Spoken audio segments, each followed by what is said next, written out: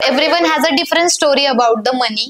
पण पैशामुळे गोष्टी हलतात. तो माणूस पैसे आल्यावर बदलला आणि निघून गेला. It is totally all right, it is totally okay. पैसा आला, माणसं मोठी झाली, फ्रेंडशिप चांगली आहे, ती तुटली नाही पाहिजे. आपण इंस्टाग्रामला एक रील टाकली होती, एक स्टोरी मेन्शन केली होती की तुम्ही तुमच्या आयुष्यात शिकलेले धडे, आणि त्याच्यावरती एवढे छान रिप्लायज आलेत सगळ्यांचे. आपण बघूया की कोण कुणाच्या आयुष्यात काय काय धडे शिकलेत. जवळच्या माणसाला तेवढेच पैसे द्यावे जेवढं आपण विसरू शकतो. तर याच्यामध्ये म्हणजे माझा फंडा सांगते, मी काय करते. समजा कुणाचा तरी मला फोन आला की मला पैशांची गरज आहे आणि मला माहितीये की ती व्यक्ती तेवढी ट्रस्टवर्दी नाहीये, पण फ्रेंडशिप चांगली आहे, ती तुटली नाही पाहिजे, किंवा मग अशा सगळ्या गोष्टी. तर मग इथे आपण कन्फ्युज असतो की अरे मदत करू का नको, केली पण पाहिजे. तर मग मी असं करते की समजा एखादी व्यक्तीने मला 10,000 मागितलेत, तर मी त्याला 3,000 रुपये लगेच पाठवून देते की हा लगेच तुला पाठवते मी पैसे, माझ्याकडे 3,000 आहेत. ते 3,000 असे असतात की ते गेले जरी तरी मला त्याचं काही घेणं देणं नसतं. मी अफोर्ड करू शकते तेवढे 3,000 जाणे. ह्याने काय होतं, आपण मेंटली स्टेबल राहतो. पैसे आली, परत रिटर्न पैसे आले, चांगली गोष्ट आहे. नाही आले, it is totally all right, it is totally okay, जाऊ द्या. सो सर्टनली कधी कधी आपण आपल्या जीवावर म्हणजे थोडा प्रॅक्टिकल डिसिजन, की ते प्रॅक्टिकली निर्णय घेणं फार महत्वाचं असतं इथे. जे तुमचे जीवश्य कंठस्थ एकदम जवळचे मित्र आहेत आणि त्यांच्यावर तुमचा विश्वास आहे की तुम्ही दिलेले पैसे तो रिटर्न देऊ शकतो, किंवा त्याच्यात काही अडथळा येणार नाही, किंवा एक विश्वास, ट्रस्ट बिल्ड झालेला असतो कालांतराच्या एका मैत्रिणीनंतर, तर तिथे ठीक आहे की बाबा तुम्ही थोडंसं कॉम्प्रोमाइज करून गोष्टी देताय. पण फक्त आत्ताचीच ओळख आहे किंवा जुना कुठला पुराणा मित्र आहे, त्यानंतर त्याचं बिहेवियर आपल्याला माहिती नाहीये, किंवा मग कुणाचा तरी कोण आहे त्याला तुम्ही पैसे दिलेत इमोशनल होऊन, तर ह्या गोष्टी पैशाच्या बाबतीत वर्क करत नाहीत. पैसा, currency is very important to the survive. त्यामुळे ते इझिली आपण देऊन टाकणं किंवा ह्या सगळ्या गोष्टी कितपत योग्य आहेत ह्याचा तुम्ही विचार केलाही पाहिजे.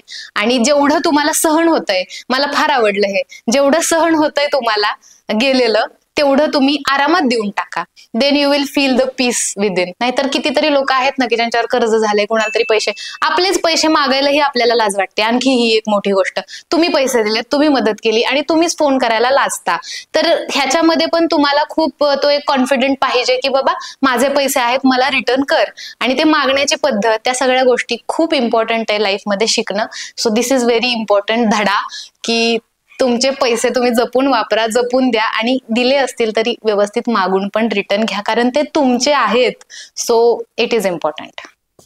आपण कोणासाठी कितीही काहीही करा, थोडे पैसे जवळ आले, थोडे पैसे जास्त झाले की माणूस बदलतो. च वापरले बरं का, तो कितीही जवळचा असला तरी.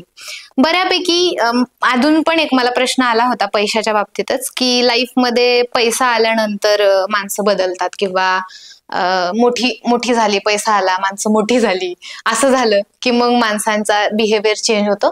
पण सर्टनली हा प्रत्येकाचा स्टोरी वेगळी असू शकते, बिहाइंड स्टोरी वेगळी असू शकते. प्रत्येक माणसाचा अनुभव ही पैशाच्या बाबतीत वेगळा असू शकतो. काही माणसं अशी असतील की जे कष्टातून वरती आलेत, एक एक पैशाचे त्याला जाण आहे, तो माणूस त्याच्याकडे पैसे आल्यानंतरही एवढा भारावून नाही जात. पण सर्टनली अचानक आलेले पैसे शक्यतो माणसाला भारावून सोडतात आणि मग त्याच्यातून वेगळ्या पद्धतीच्या गोष्टी घडू शकतात. So everyone has a different think about the money. So आपण काय केलं पाहिजे, म्हणजे मी कायम हे म्हणते की ज्या माणसांकडे खूप पैसा आला, तुमच्या जवळच्या आपल्याच माणसांकडे खूप पैसा आला आणि पैसा आल्यावर ती व्यक्ती सोडून गेली, तर इथे तुम्हाला एक रियालिटी चेक मिळतोय ना की ती माणसं कधी आपली नव्हतीच, ती होती, त्यांच्याकडे काहीतरी नव्हतं म्हणून आपल्यासोबत, आणि त्यांच्याकडे ते मिळालं, ते त्यांच्या मार्गाने गेली. जी माणसं प्रत्येक परिस्थितीमध्ये तुमच्या पैशाच्या काळात, पैसे नसलेल्या परिस्थितीच्या काळात तुमच्यासोबत आहेत, तीच माणसं तुम्हाला आयुष्यभर तुमच्यासोबत राहणार आहेत. मग तुम्ही त्यांच्याच बद्दल बोललं पाहिजे आणि त्यांनाच आनंदी ठेवलं पाहिजे आणि त्यांच्यासोबत टाइम स्पेंड केला पाहिजे.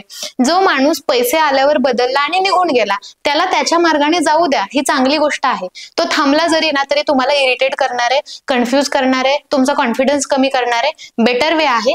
त्याच्याकडे पैसे आले, तो गेला तर त्याला जाऊ द्या, जस्ट लेट इट गो. आणि ते आर्ट ऑफ लेटिंग गो थोडंसं आपण शिकलं पाहिजे आपल्या लाईफमध्ये की ज्याला जायचंय तो जाईल रे, म्हणजे काय एवढा लोड घ्यायचाय, आपण काय ह्याच्या आधी काय आपल्याकडे पैसेच होते का, किंवा ह्याच्या आधी काय आपण हसच होतो का, असा विचार करून आपण आपल्या रुटीनला सुरुवात करायची. आणि ज्यावेळेस पण तुमच्या लाईफमध्ये एक ब्युटिफुल पडाव येतो की खूप चांगल्या गोष्टी घडतात आणि अचानक ते सगळं कोलॅप्स होतं, किंवा खूप वाईट गोष्टी होतात आणि अचानक तुम्ही जागेवर येता, त्यावेळेस एक गोष्ट मला फार सांगायला आवडते किंवा मी ती माझ्या लाईफमध्ये यूज करते, दॅट इज की it was just a bad dream.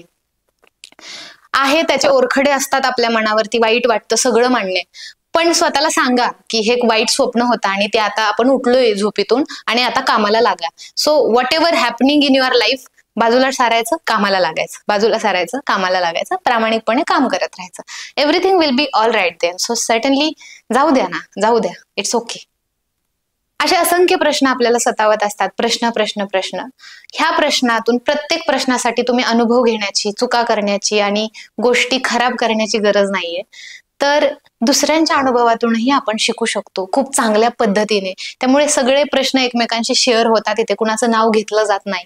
आणि ही जी सिरीज आहे, तुम्ही तुमच्या आयुष्यातले शिकलेले धडे असाल किंवा तुमच्या आयुष्यातले तुमचे प्रश्न असतील, या पद्धतीची सिरीज आपण घेऊन येतोय, एक बोलतोय आणि समजून घेतोय एकमेकांचे प्रश्न, एकमेकांना एक्सपिरियन्स शेअर करतोय आणि त्याच्यातून आपलं लाईफ ब्युटिफुली क्रिएट करतोय.